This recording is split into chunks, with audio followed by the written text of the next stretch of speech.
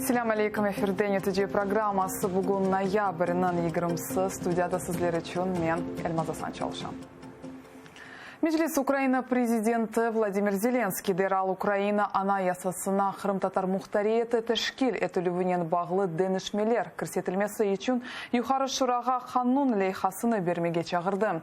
Ярымаданның яны статусы Қырымны ишғалден құртармақ үшін тесірлі бір усул олырып деп білдірле Меджлис қабыл еткен биянатта.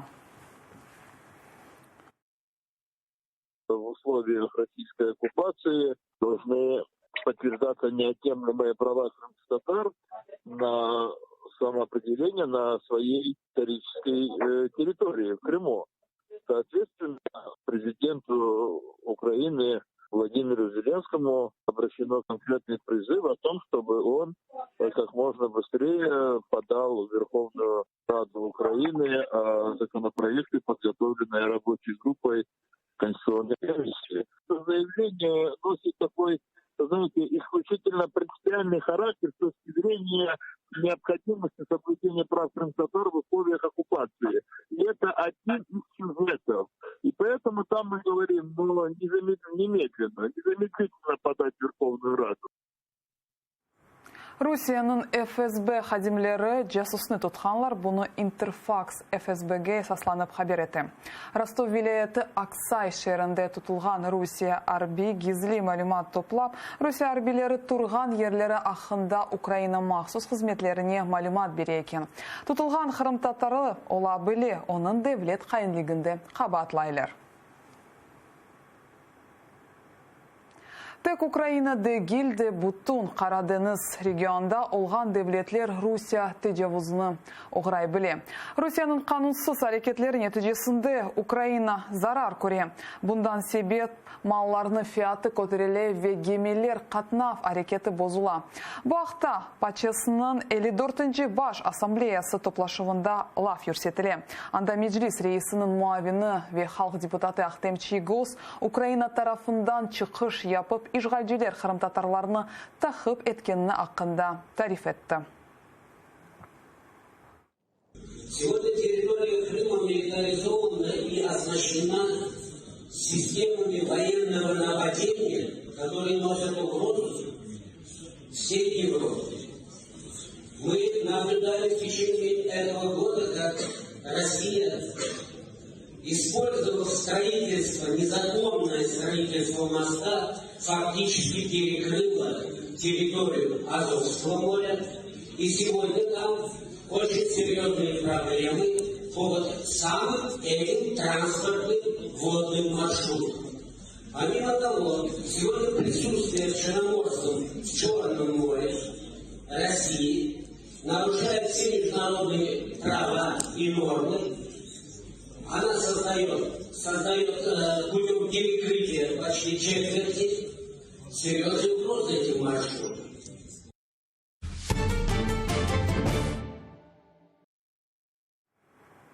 Русия тарafından zapt etilген Украин Никополь gemisi Николай vilayetinin Очакова limanına kırdı. Onu Переяслав gemisi çekip getirdi. Endi Бердянск ve yanı Хапу buksirini bekleyler. Очаковге onu buksir gaydamak getire. Gemilerini yerli sakinler karşıladı. Yalıda onlar büyük Ukrayn bayrağını açtılar. Saat 8'lerge Prezident Vladimir Zelenski kelmege gerek. Gemiler muşkul alda kaytarıldı dep kayıt etti Ukrayna Arbi deniz kuvvetçilerinin yolbaşçısı Igor Воронченко. Це йде буксировка. Швидкість дуже маленька. Вони своїм ходом не йдуть. Росіяни їх угробили. Поснімали навіть плафони, розетки і унітази. Так що ми зараз ще покажемо всьому світу варварське відношення росіян до цього. Русия апсханелерде олған мабуслер қайтарылмасы ақында келішмек, Донбастаки женкні тоқтатмақ ве ишғал етілген топрақларыны Украина эркянына қайтармақ. Бөлі нәтижелерінің Норманд форматында Украина президенті Владимир Зеленский беклей. Бұны Устаница Луганскаяда көпір açılышында білдірді. Көпір бұл күнлері ішке түшірілді. Зеленскийні айтқанына көре арбилер четлештірілген Петровская ве Золотое жеварында атты теш энді ачылмай. Президент қысқа муддет девамында Украина ватандашларыны ғайып этмемек үшін женкні тоқтатмаға істей. Бөлелікін президент жеббеде яраланып эляк олған командир Евгения Карсителовна анды.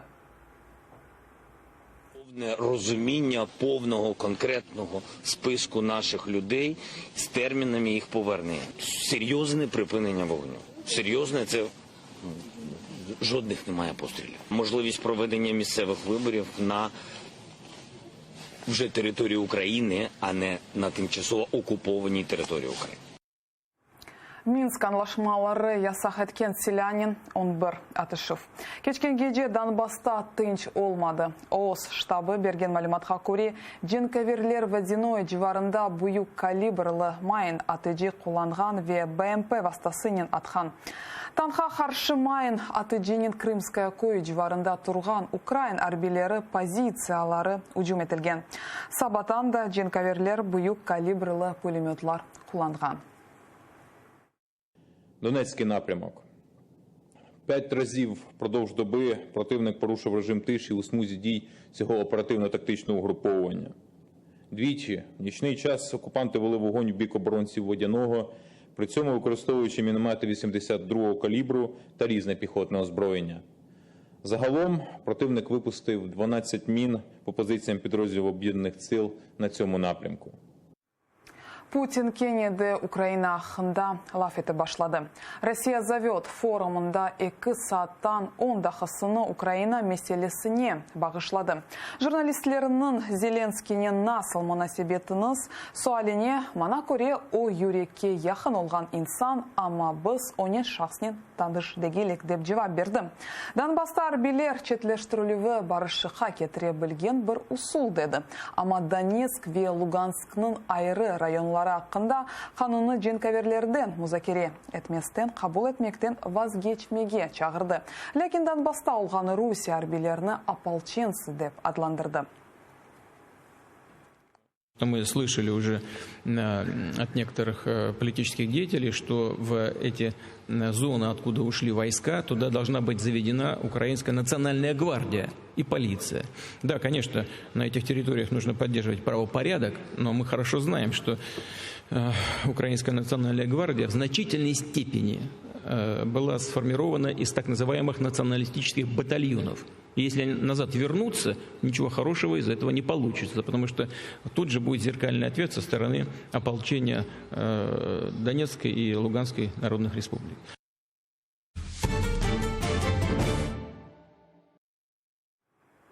Бірлешкен милетлерінің халқара махкемесі Русияге Украина башлатқан дава бойынша жауап бермесіне 1 ел берді. Украина Русияны 2 халқара конвенция бұзылуында қабатлай. Русия әрбір мадды бойынша толысуынен жауап бермелі. Москва терроризм дестеклемесіне ве Қырымда ырх айырмы тоқтатылмасын үшін не япқаныны анлатмалы. Бұнен берабер Кремль не себептен 2016 сенесі меджлисіні ясақ еткенini анлатмалы. Даваны халқара махкемеде Украина 2018 сенесі язда башлатты. Харар 2022 сенесі чықарыла біле. Аман-аман 8 ай девамында Омар Архадаш, баба ве оғылсыз. Фархат Базаровның Русь хүветшілері барде тұтып терроризмге алақасы бар деп апыске ташлады. Шымділік ишғалжілер тақиқат ве махкемелер кечіргені вақыт айлесі қорху ішінде яшай. Айле башы яқаланған сон Қорантанын яшайышы насыл денішкенін ақында әлевхамызда. 2019 сенесі мартның 27-сі. Бұл күн Рус көветчілері тарафындан Қырым татарларға ең күтлеви тарамалар юз берді. Қырымның Ақмесжит ве Қарасу базар районларында тек бір қач қасабада 27 мақсус операция кечірілді. Саба саат 6-да ФСБ хадимлері Фархат Базаровның evine де сүріп керді. Я просто поражалась, да, что они до такой степени скрупулезно это все проверяли. не оставили ни одну коробочку там с продуктами, они все перековыривали. И они листали каждую книгу, каждую тетрадочку, ковыряли, спрашивали, а что это? Ну, мы вот отвечали, ну, например, это турецкая, да, книга по изучению там арабского языка и так далее. Они эти вещи не знали, то есть мы им это все освещали, объясняли. Они вошли в мою комнату, начали все там переворачивать. Onun oğlu qabatlı olğanına anası inanmay, onu çalışkan ve namuslu adam terbiye etti dey. Мы, матери крымские татары, воспитываем детей преданными, честными, мы учим их молитвам, и никаких вот этих дел, как грязные хотят это нашим сыновьям предъявить сейчас, как я поняла, не будет никогда, потому что это все неправда. Требую, чтобы моего сына отпустили с тюрьмы. Это что такое? Во-первых, написали такую статью. Ну как можно, если в нашем доме ничего не нашли, кроме наших столовых ножей? Şimdi ailenin yaşayışı pek değişti. Bütün ağırışını apayı öz boynuna aldı. Ama en esas 4 bala sevimli babasız kaldı. Koranta daima korkuda yaşay. Моя дочка, например, она сколько, 9, например, 8-9 вечера, она уже меня, как говорит, закрой, пожалуйста, дверь на ключ. Ахзым, чего ты боишься? Все же нормально. И она вот не может объяснить свой страх, но она требует, да, от меня, прям в истеричной иногда форме, чтобы я быстро на ключ закрыла двери. Она до сих пор думает, что и в любой момент, вот так ночью, это же было еще такое, утро, темное время, суток, и у нее в голове до сих пор, она думает, что в любой момент, вот так вот в темное время суток могут ворваться вот так вот солдаты. Когда он приходил из работы, мы играли с ним. Он катался на своей спине. Мы все по нему скучаем. Мы верим, что он совсем скоро приедет.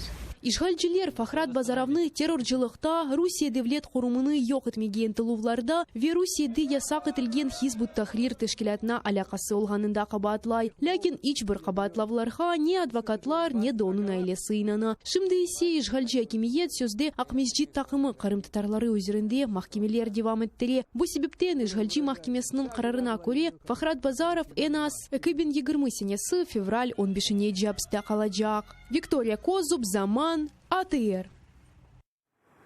Балалар көз яшларнен бабалары азат етілмесіні беклей.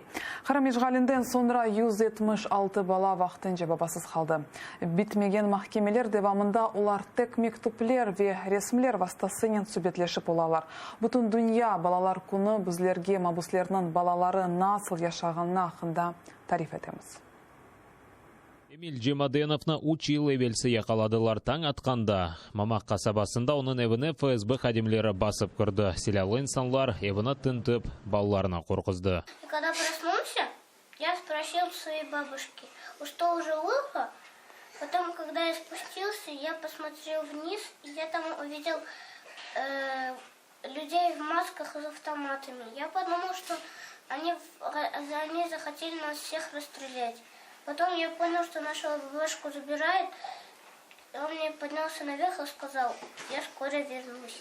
Әрбір бош даққасын Эмиль айлесіне бағышламаға тырышайды. Оғылар үшін отек баба дегелде оларынан ұстазы олды. Бабасы іштен қайтқаны вақыт бераберлікте олар географияны огренеділер. Мы играли карту мира. Там, когда баба ко мне загадывает один город, я его должен найти. Мы тут тренировались еще. Мы ездили на море, еще мы ездили на площадку. Тутуп алынғанынан sonra o üçüncü kere baba oldu. Küçük kızı öyle babasını көрмеді. O ағаларынан babasının nasıl vaqt geçirgenleri hakkında hikayelerini dinlep оларға yardım etmege tırışa. İyun ayında onun babasını Rus mahkemesi 12 yılға mahkum etті.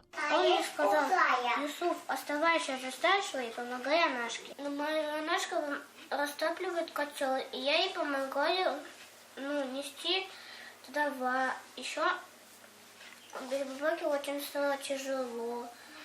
Я помогаю маме убираться дома. Бойсе Амина ве Аиша, сияси мабус Владлен Абдулкадыровнан кызлары. Уларнан бабасына март айында ишгалжилер кечирген Кутлеви тарама нәтижесінде туттылар. Владленна апсте тутулган ватандашларымызга ярдым топлап юллаганы үчүн террорист деп адландырдылар. Уйдырылган кабаатлав эсасында уны 20 жылга кадар азатлыктан марум эте билелер. Шымды такакат ве махкемелер девам эткени вакыт о Ростов СИЗОсында тутула. Кызлары исе бабасыз осе, бабасынын насыл күн кечиргенин хатырлайлар. Мы все вместе ходили на улицу и игрались. А зимой мы вместе катались на санках и играли в снежки. Бабака вечером приходила, мы все вместе смотрели фильмы. Мы очень любим бабаку. Шунда кызчыкларга кубанмак үчүн себеплер жок. Кунулар дуалар окуп бабасыны беклейлер, мектуплер жазып эсе ресимлеринен бабасына юллайлар. Здесь мы с Аишей рисовали дом и улицу, бассейн. Бабочек рисовали. Это было бабаки.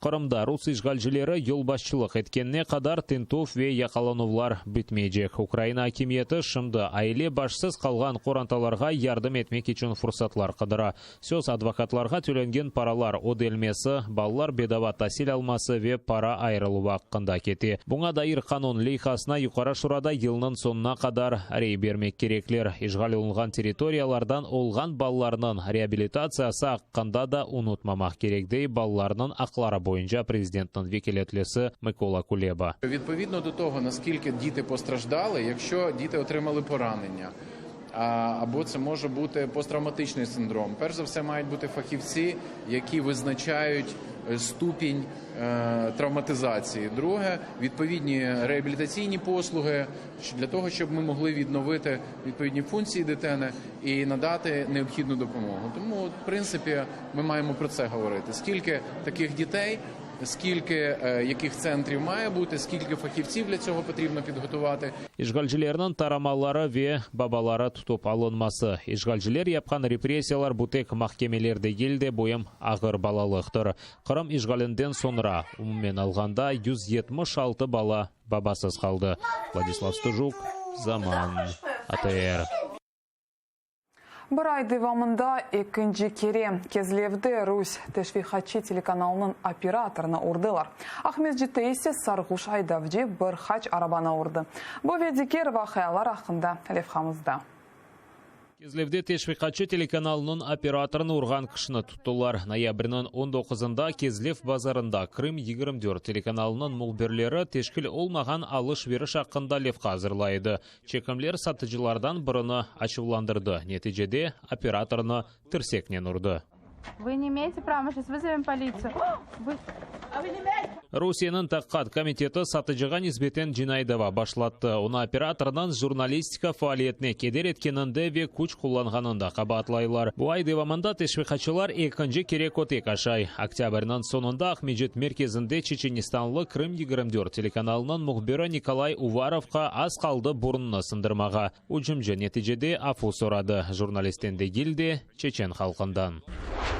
Русия президенті ишгал улынган Қырымда 500-ге якын махкемеже тайынледі. Олардан 312-сі Украина ватандашы. Бұны Қырым Аққорчалайжы группасында білдірелер. Махкемежелерінен эксериеті ишгалден евелде бұл вазифеде чалышайды.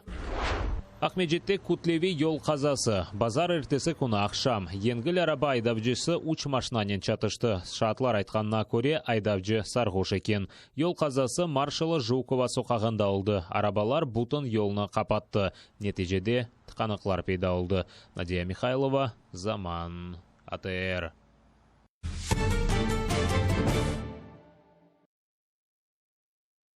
Америка Бірлешкен Девлетлерінің Украинадаки махсус темсилчisi Курт Волкер Бурисмаға қаршы бақылған дава ве Украинаға арби ярдым берілуі ұзатылмасы арасында бақ бармы, йоқмы айтып оламады. Бұны Конгресстікі дінлевлерді білдірді. Анда Трампның импичменті музакере етіле. Волкерден ғайры бір хач комитет оғынды АБД ордусының полковнигі Александр Видманда танықлық берді. О Дональд Трамп ве Владимир Зеленскийнің телефон лақырдысыны ешіткен. Оның мұндережесі полковникні ратсызлатқан. Оның үшін о АБД-нің Милли Хавсызлық шурасының елбасшылығына бұл лақырды ақында хабер еткен.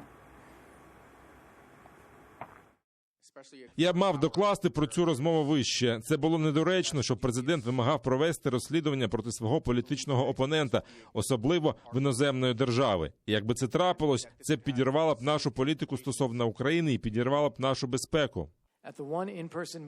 Протягом всього часу я розумів, що між компанією Бурісма та Джо Байденом є велика різниця. Я закликав українців це не забувати. Я навіть не припускав, що президент Трамп чи інші люди могли б українцям вказувати на якийсь зв'язок розслідування можливої корупції із розслідуванням проти колишнього віце-президента. Зрештою, для українців це, очевидно, було заплутано. І якби я усвідомив це раніше, я б виступив з власними запереченнями. Владимир Буковскийнің адынен сербест Қырымда суғақлар адыландырылajaq. Бұны Қырым-татар халқының лидері Мустафа Джемилев вады етті. Ол Лондраға мешур yazıcı Сияси Мабуз ве диссидентнен ведалашывға барды. Буковский октябрьдің 27-сінде 77 яшында вефат етті. О Қырым-татар халқының яқын достларından бірі олып Совет системасының зұлымы сулары ақында білдіреді. Апысты о 12 ел кечірді. Совет үкіметі йықылған сон о Путин режиміне қаршылық білдіреді. Владимир Буковскийні неон Лондрада дефін еттілер. Бұда қадан етіде программасы сонына етті епінізге қайырлы ақшамлар тіле атерді айырылмаңыз.